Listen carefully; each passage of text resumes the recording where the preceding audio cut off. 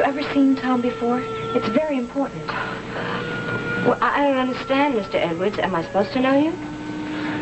Well, when I first saw you, Miss Wolek, I thought... Have you lived around here all your life? Oh, yeah. Well, not out here. I mean, in the city. Well, haven't you even gone away to college or anything? No, I didn't go to college, period. I'm sorry to cross-examine you like this. It's just... You see, Tom is a stranger in town. Well, naturally, he'd be surprised if he came across somebody he thought he knew. Meredith, it's all right. You don't have to cover for me. You see, Miss Wolek, well, I'm trying to find a clue. A clue? To my life. A link, something to help me remember. You see, I have no idea who I am.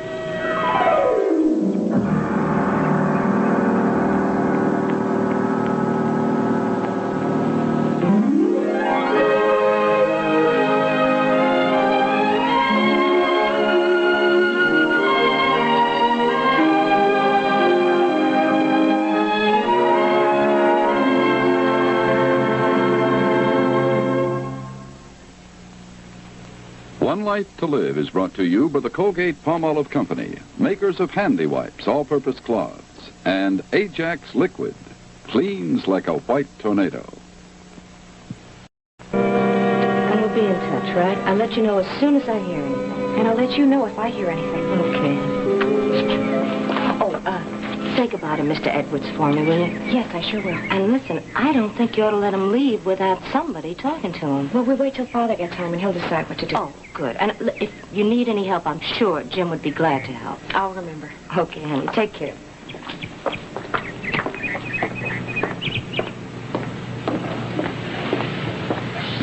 Anna said to say goodbye. Oh, I would have come out, but I felt maybe you two wanted to talk alone. Wolek. That's Anna's last name, yes. Do you know her? No, I just realized that's the name of the fellow you were engaged to, isn't it? Larry Wolek? Yes, that's Anna's younger brother. Yet the two of you seem to still be friends in spite of the breakup. Well, Anna understands the circumstances. She seems like a very nice person. She's a wonderful person. I would have liked to have her as a sister-in-law, but...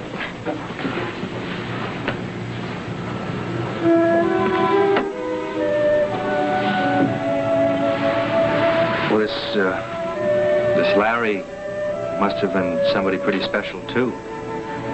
Yes, he was. He is very special. So, Anna, Kathy, and I are going out to dinner. I guess Kathy's pretty happy about you and Anna. Absolutely delighted.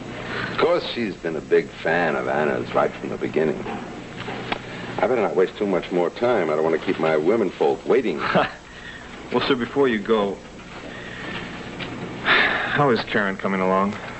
Well, there isn't too much that's new. You know that she fainted just outside the nurse's station on the 3rd floor. There are some signs of accumulated fatigue, low blood pressure, unfavorable hemoglobin, that sort of thing. But not traceable to the accident? Not directly traceable, no. Dr. Craig, are there any signs of miscarriage? No physical symptoms. Well, now, what does that mean?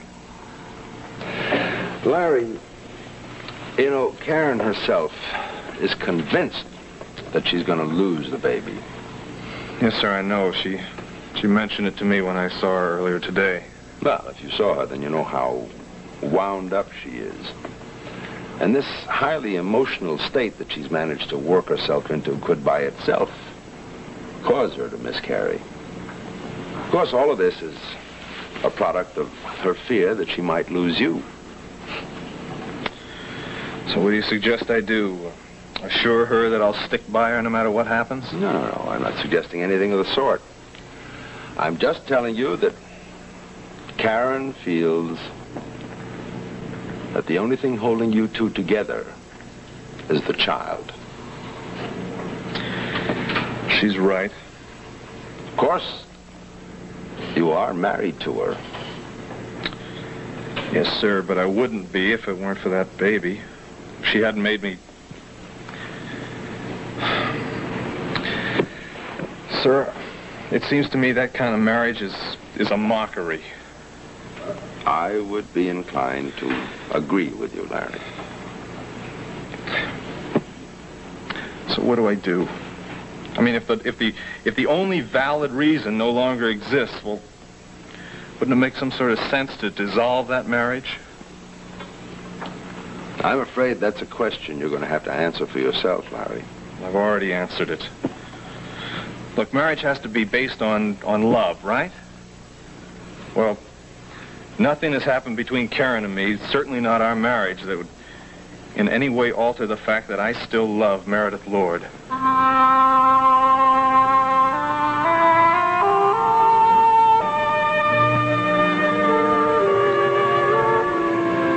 Well, maybe I shouldn't have brought up Larry's name. I'm sorry.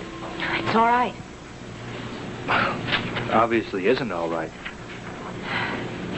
Oh, I'm just being silly. Don't pay any attention to me. It's all over between us, and I better start getting used to the idea. Is it over? He's married to somebody else. I know, but marriages have been known to break up. Not this one. Why not? There's going to be a child. Oh, I see. And Larry is not the sort of person to walk away from a situation like that. I don't think you would be either. Meredith, I may have already. For all I know, I'm married with children. Oh, I don't think so. Why not? Well, I can't imagine that you wouldn't remember anything about them. Meredith, I don't even remember my name. Tom Edwards. Between the two of us, we picked that one out of a hat. And if I can't remember who I am or where I came from, now there must be other blanks. Big, important blanks. I suppose you're right. And as soon as Father gets home, we'll work on your problem. Meredith! Oh, we're in here, Father.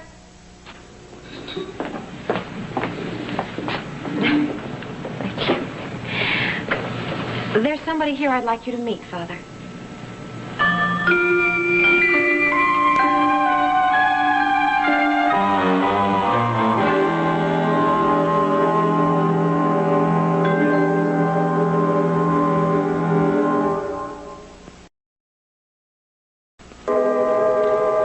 And that's about the whole story, except that I persuaded Tom to come back here and wait until you got home. I see. Well, I want to thank you for your hospitality and for your kindness. But I'm not going to impose on you any longer. No, I'll just... no, wait. There's no point waiting so long if you're going to leave before we do anything about your situation. Well, Mr. Lord, it isn't your responsibility. I don't want to ask you to help. You haven't asked. Meredith volunteered our help, and rightly so, and I intend to carry through. Tom, don't you see? We can't let you just walk out of here not knowing where you're going to go or what you're going to do. Well, if you're sure it's not too much of an inconvenience. No, of course not. No. Let's start at the beginning. You said you found yourself in the park this morning, shortly before you encountered Meredith. That's right. And you had no idea of how you got there. None whatever. My first consciousness was my head hurting. My clothes were rumpled and dusty. Your daughter was kind enough to find a change for me. I assume you went through your pockets and checked for identification. Nothing. Well, there was a label inside my suit, but it was a brand name, not a local store. Other than that, nothing. Well, I would imagine then that you were mugged. Perhaps knocked unconscious. And that whoever did it took your wallet and everything else that was in your pocket. Well, they certainly cleaned me out. Even my memory.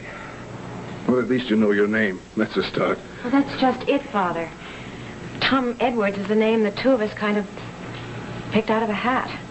Oh, I see. Well, you'll stay here with us, of course. Until you get your bearings and get your feet on the ground. No, again. sir, I couldn't do that. Now, really, I don't feel that I should impose on... Oh, no, it's not an imposition.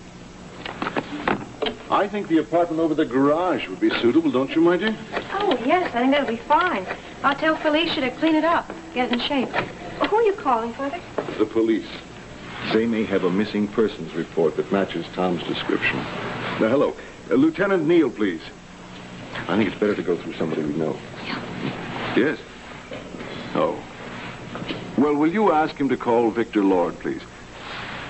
He has our number. Thank you. He's out on an investigation, but they'll have him call us as soon as he returns. Now, I assume if you have any family around here, they would report you missing. Well, I should think so, but I don't know if I have any family anywhere. Where do you think he comes from, Father? I mean, by the accent. The Midwest, perhaps. It's hard to tell flavor. Say something else, Tom. A little self-conscious here. Let's see. 77 years ago, our fathers brought forth upon this continent a new nation, conceived in liberty and dedicated to the proposition that all men are created equal. Bravo! I still don't detect any regional flavor. Now, where did I get that? That's the Gettysburg Address. Oh, I know, but if I could remember that, you think I could recall my own name? Oh, that reminds me. Father, could we put his picture in the paper? Oh, yes, of course. I'll have a photographer come up. We'll get it in the morning edition. Look, what else? Oh, Mr. Lord, you've done enough. Oh, nonsense. Meredith and I both need something to occupy our minds. You see, we've had a little personal crisis in our family. I've already told him about Viki, Father. Well, then you understand why we have to keep busy, so we don't sit around wringing our hands. Well, I don't know how to thank you, sir. Oh, you don't need to. Are you in pain, son? No, it's just, a quick stab back here. I guess your theory was right. I think somebody did conk me. Father, don't you think we should get a doctor for him? Well, of course. Now, why didn't I think of that? I'll call our family doctor. Have him drop over. No, really, I don't want to be Now, any will you bother. stop worrying about all the trouble you're putting us to? I'm sure Dr. Craig will be happy to take a look at you. As a matter of fact, you met his fiancée just a little earlier. I did? Anna Wolek. She was on her way to have dinner with him and his daughter. I'd like to leave a message for Dr. Craig, please. Will you ask him to call Victor Lord at his convenience? That's L-O-R-D.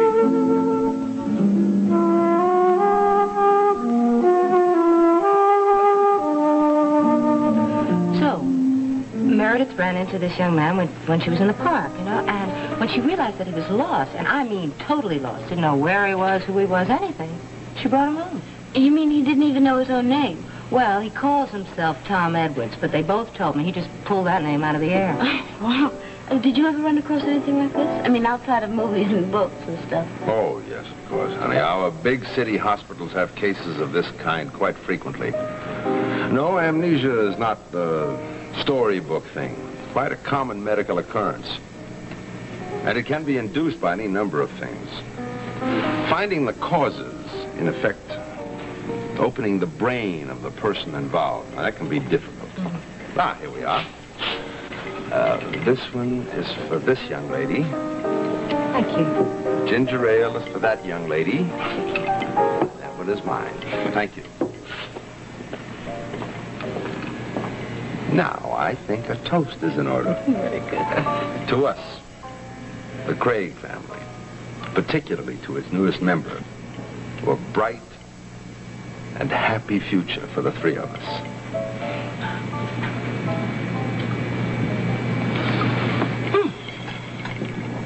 Now then, if we're going to be married 2 weeks Thursday, wasn't that the date you set? That's right. We have a lot of plans to make. Oh, boy, I'll say we have. I've got trousseau shopping to do. Now, before you go ahead and buy any clothes, don't you think we ought to decide where we're going on our honeymoon? What's your pleasure, ma'am? Seashore The mountains? Perhaps a couple of weeks in Bermuda. Honeymoon?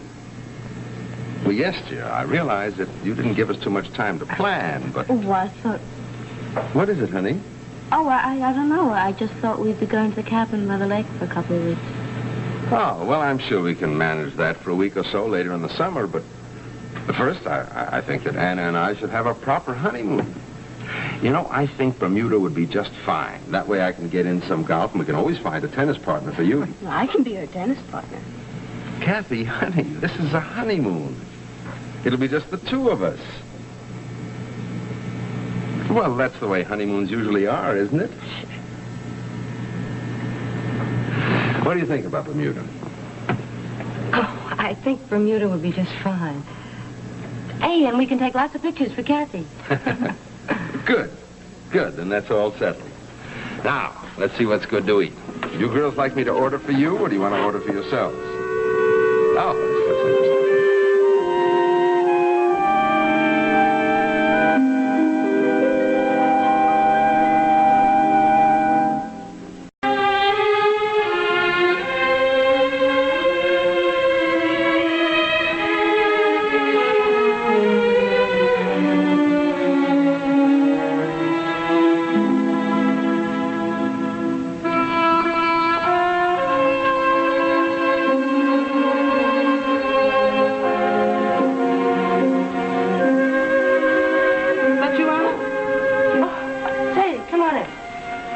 I might stumble over the furniture. I'm sorry, honey. Just flip the light switch on.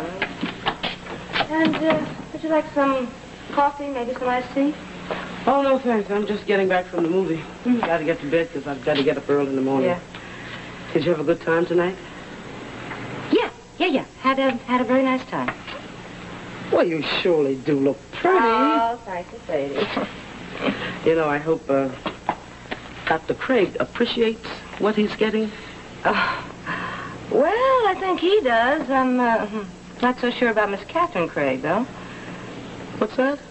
I thought the two of you were such big buddies. Oh, yeah, we are. But she hardly said a word to me coming home in the car. Did you have an argument or something? Nope. Well, what happened? Sadie, you won't believe this, but, while we're having dinner, Jim and I are talking about our plans, and Jim mentioned our honeymoon. And when Kathy found out that she wasn't included, she just sort of froze up. She wouldn't touch her dinner, and she hardly said a word to us the rest of the evening. Huh. Well, now, it's started then. What has? Anna, didn't you think that Kathy would be jealous of you? I mean, at least at first. Well, why should she be? Why? Because you are marrying her father. But that's exactly what she wanted. Oh, no. She wanted you to be her mother. Well, all right, then. Well, look, she does not want you to be her daddy's wife. Sadie, how can I be one without the other? You can't.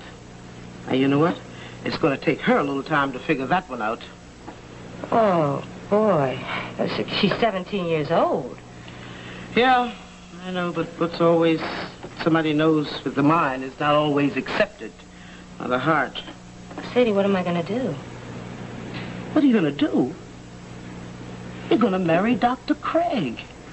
I mean, you have a right for a life of your own, haven't you? Well, yeah, but... Yeah, sure. This is just a passing thing with Kathy. You know, in a few months, she won't believe you if you tell her the way she acted. Sadie, I hope you're right. I know I'm right. You just wait and see. You know what? I think I'll have some of that coffee after all. Okay. You care to join me? Yeah, sure.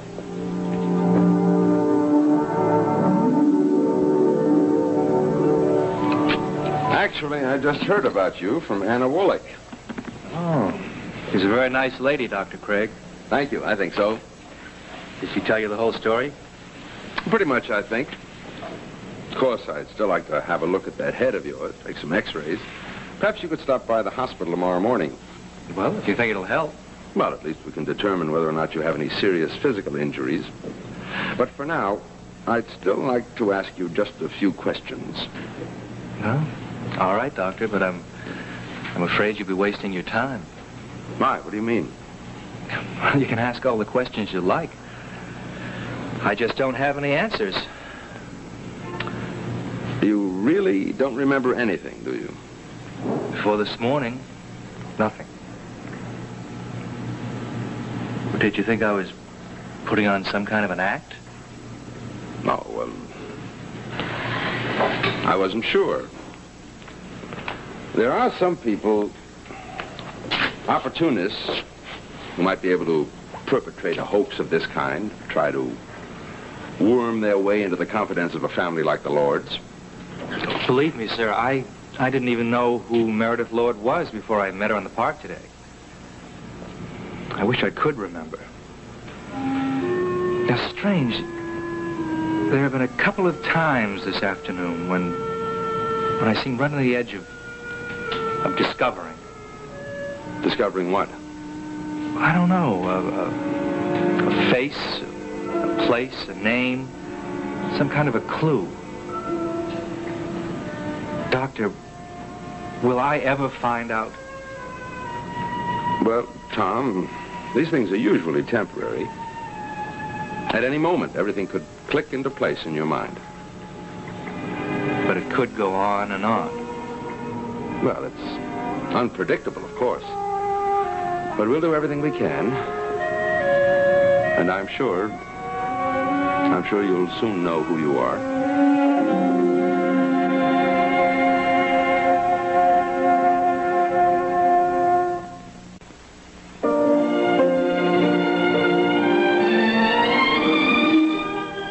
Take a sentimental journey in song on The Lawrence Welk Show.